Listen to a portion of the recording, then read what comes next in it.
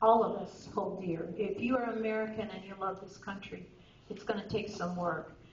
Dan asked me to come and speak to you on a topic that some of you may have no knowledge about, but any of you that were here to hear Usama Dakdok speak in this building when he did the seminar on freedom or surrender know that we do have some very big concerns about the nature of Islam and what it is doing as it's affecting our federal government. How many of you are here to hear him? Okay, so this will not be totally new to you, but the topic of dimitude is something that many of you may not have heard, even if you've heard Usama. It's a word that actually was coined, it's not an Arabic word, it actually comes from the French.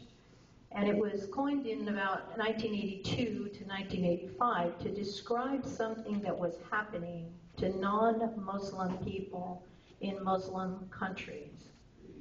Many of you may have received an email concerning dimitude, and it might have been the first time you heard about it. Did anybody receive this email?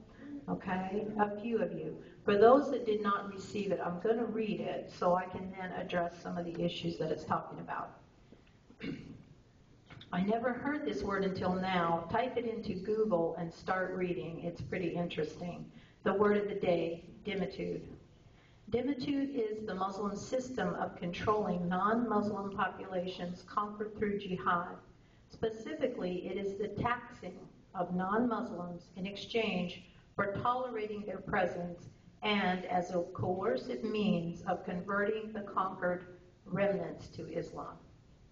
The Obamacare bill is the establishment of dimitude and Sharia Muslim Ditat in the United States. Muslims are specifically exempted from government mandate to purchase insurance and also from the penalty tax for being uninsured.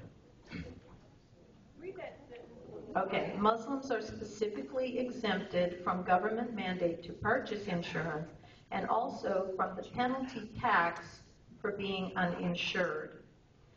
Islam considers insurance to be gambling, risk-taking, and usury, and thus it is banned.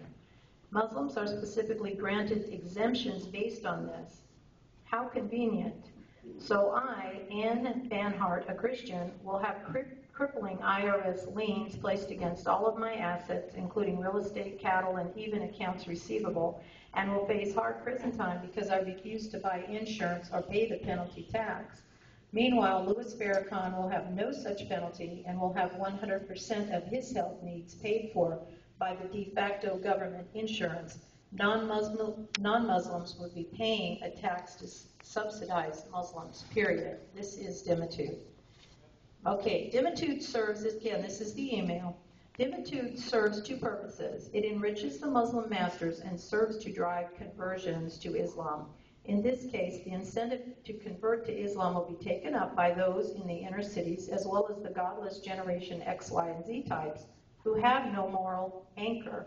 If you don't believe in Christ to begin with, it's no problem whatsoever to sell him for 30 pieces of silver. Sure, I'll be a Muslim if it means free health insurance and no taxes. Where do I sign up? And then, of course, this email has been forwarded to many, many people across the country. Now, it's been very hard to get the actual information about any of the bills that your Congress and my Congress have passed lately, because there are thousands and thousands of pages. So Usama didn't really want to address this issue until we could research and verify some of the information. I'll also tell you that there are many people that have responded to this email and tried to point out that it is inaccurate. So I'm going to tell you the best that I can, what I do know about dimitude and what I know about the bill. The bill itself does not expressly use the word Muslim. It is going to be it's going to be a little bit difficult to explain this, but I'm going to try my best. What it says is those who have religious objections, to components, okay, well, you got to hear the rest of it, to components of the bill, okay, would not be required to pay into the services. I believe that they use the Amish as an example because the Amish as a group of one religious, persuasion in our country, would not likely to be using that system, and therefore, because they take care of their own and they do their own care, they wouldn't have to pay into this system. So they were saying there is a conscientious objection that you can place against this health care. But the other thing that it says is this: it has to be demonstrated. It has to be brought out, and you have to document that you do not have the obligation to pay this tax based on your religious beliefs. What a lot of people don't know, because they know very little about Islam, is that Islam and Sharia law govern very clearly what individuals can pay in terms of taxes, and it does have a disallowance for insurance. This has been going on for a long time in our country, even before Obama was elected. One of the things that I'll tell you that caught my eye on the internet the first time that I had brought this up with Usama was that AIG was offering a special website where you could go, if you were Muslim, to have Sharia-compliant mortgage terms. What that meant is reduced interest rates, which they're not allowed to pay over a certain amount of interest under Sharia law. So AIG was giving them reduced interest rates that were Sharia compliant.